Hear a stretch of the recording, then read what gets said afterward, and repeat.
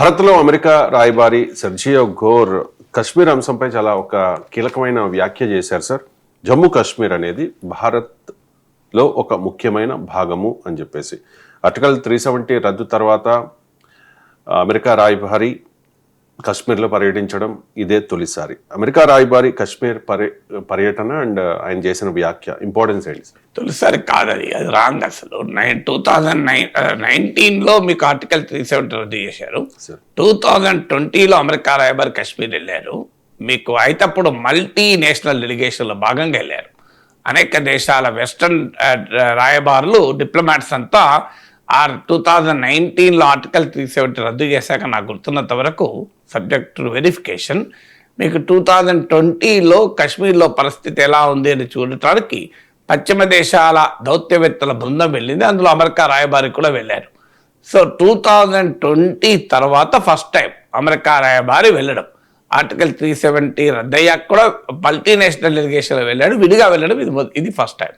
So అందువల్ల మీకు కశ్మీరులో వెళ్ళడం అనేది ఇష్యూ కాదు. మీకు వెళ్ళడం అనేది కన్నా కూడా మీకు ఈ స్టేట్మెంట్ మనం భారతదేశం సహజంగానే మనం ఆహ్వానిస్తాము.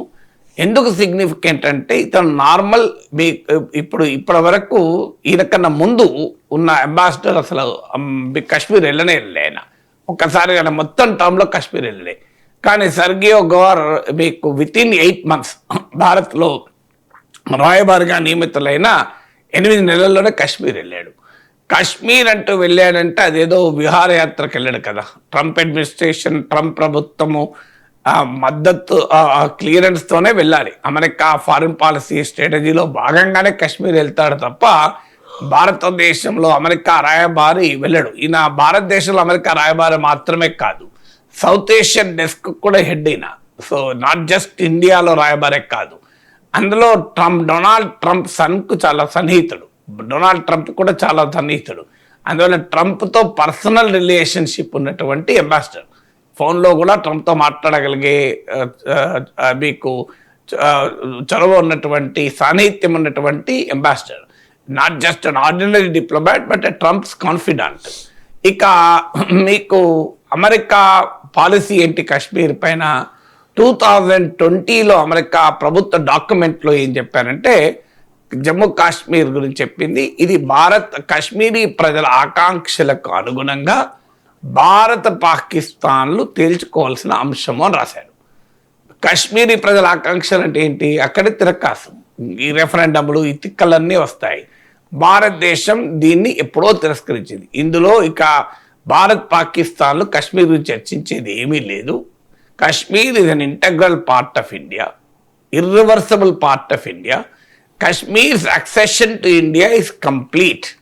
భారతదేశంలో కశ్మీర్ విలీనం సంపూర్ణమైంది, వెనక్కు తీసుకెళ్ళడానికి వీలులేంది, ఇది శాశ్వతమైంది. భారతదేశంలో ఇతర తెలంగాణ, ఆంధ్ర లాగానే కశ్మీర్ అంతర్భాగం ఇది.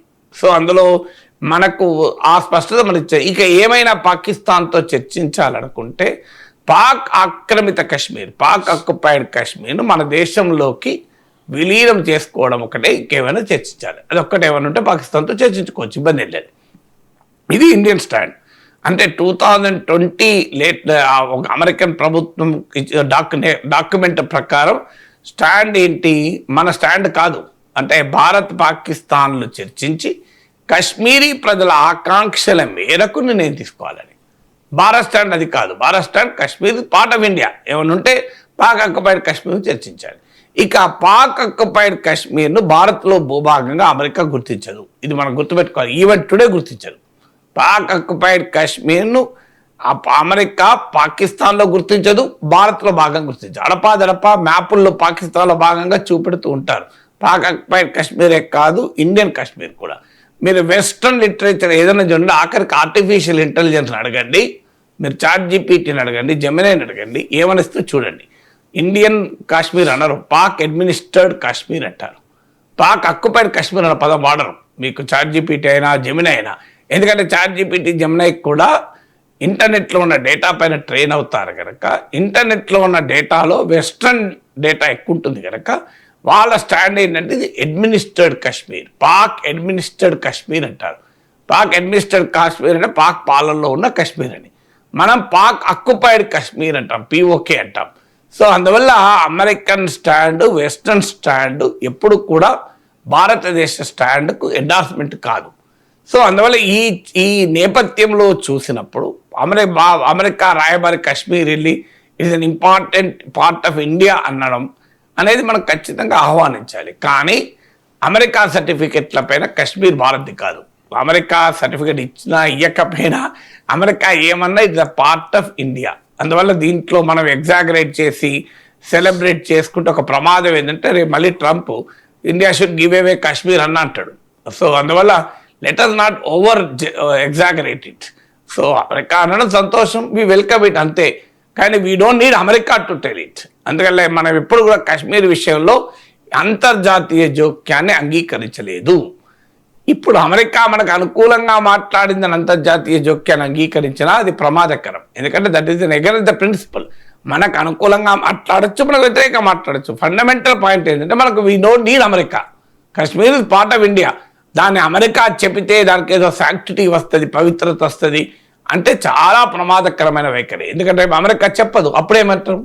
సో ఇవాళ మనం సరిగ్గా గవర్నర్ అన్నందుకు ఆనందపడితే వారు రేపు ఏమంటారో తెలియదు, ట్రంప్ ఎప్పుడు ఏదంటాడో తెలియదు కదా. సో రేపు కాశ్మీర్ లేదు పాకిస్తాన్ది అన్న అంటాడు. మరి మరోవైపు ఇదే కాశ్మీర్ను నా జగ్లర్ వెయిన్ అని ఇలా నాకు పేగు బంధము అన్నాడు కదా. సో అలాంటి అసీం మునీర్ను మై ఫేవరైట్ ఫీల్డ్ మార్షల్ అంటున్నాడు మరి డొనాల్డ్ ట్రంప్. దానికి ఏం సమాధానం? సో కాశ్మీర్ పైన విషం కక్కుతూ భారత వ్యతిరేక వ్యాఖ్యలు చేస్తూ కాశ్మీర్లో అన్ని రకాల కుట్రలు చేసే అసీం మునీర్ను ప్రేమించే ట్రంప్ నాయకత్వంలోని అమెరికా మరి కాశ్మీర్ విషయంలో మనకు అనుకూలమైనటువంటి వైఖరి ఎలా తీసుకుంటుంది అనేది మన క్వశ్చన్ కదా. అందువల్ల వీ విల్ వెల్కమ్ ఇట్. మనకు అనుకూలంగా ఎవరు మాట్లాడినా వెల్కమ్ చేస్తాం, దానికేముంది. కానీ let us not celebrate it. ఏదో ఎగ్జాగరేట్ చేసి ఏదో అమెరికా, మనం ఇంటర్నేషనల్ మీడియేషన్కు వ్యతిరేకము. మనకు అమెరికా చెప్పాల్సిన అవసరం లేదు, చైనా చెప్పాల్సిన అవసరం లేదు, రష్యా చెప్పాల్సిన అవసరం లేదు. It's part of India. Fine, మీరు కూడా ఒక అంగీకరిస్తే సంతోషం. కానీ మీరు అంగీకరించినందుకు కాశ్మీర్ భారతదేశంలో భాగం కాదు, మీరు అంగీకరించకపోయినా అవుతుంది.